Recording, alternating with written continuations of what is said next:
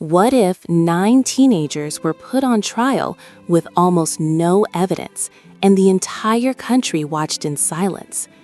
In 1931, one courtroom case shocked America and exposed the darkest flaws in its justice system.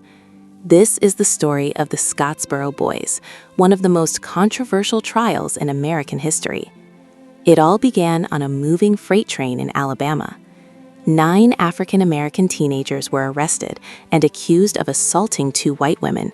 Within days, they were rushed into courtrooms without proper legal representation and without a fair chance to defend themselves. In March 1931, a group of 9 African-American teenagers were traveling on a freight train through the state of Alabama, looking for work during the Great Depression. But that journey would soon turn into a nightmare.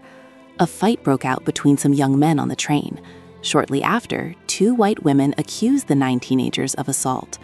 When the train stopped in the town of Scottsboro, the boys were arrested immediately. Within days, they were placed on trial as part of what would later be known as the Scottsboro Boys. There was no real investigation, no time to prepare a defense, and no fair legal representation. In fact, some of the boys met their lawyers for the very first time inside the courtroom. Medical examinations showed little to no evidence supporting the accusations, and later on, one of the accusers admitted that the claims were false. But none of that seemed to matter. The trials moved quickly, the juries were all white, and the verdicts came fast. All 9 boys were found guilty. 8 of them were sentenced to death. As news of the trials spread across the United States, protests began to erupt. People across the nation started asking, was this justice or a rushed judgment based on race and fear? Eventually, the case reached the Supreme Court of the United States, which ruled that the boys had not received fair trials, a decision that would go on to change the American legal system forever. The Scottsboro Boys trials didn't just end with one courtroom decision.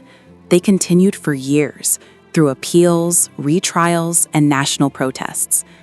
After the case reached the Supreme Court of the United States, the court ruled that the boys had been denied their basic constitutional right to proper legal representation. This meant the original trials were unfair. New trials were ordered, but even then, justice didn't come quickly. Some of the boys remained in prison for years. Others faced repeated retrials, and their lives were forever changed by accusations that were never strongly proven. The case forced the entire United States to confront uncomfortable questions about race, fairness, and the true meaning of justice. It also led to a major legal change, helping ensure that in future cases, defendants would have the right to proper legal counsel, no matter how poor or powerless they were. Today, the Scottsboro Boys trials are remembered not just as a courtroom scandal, but as a turning point in American legal history. A reminder that sometimes, justice isn't about what happens in a courtroom, it's about whether the system itself is truly fair. So here's the question. If this case happened today, do you think the outcome would be any different?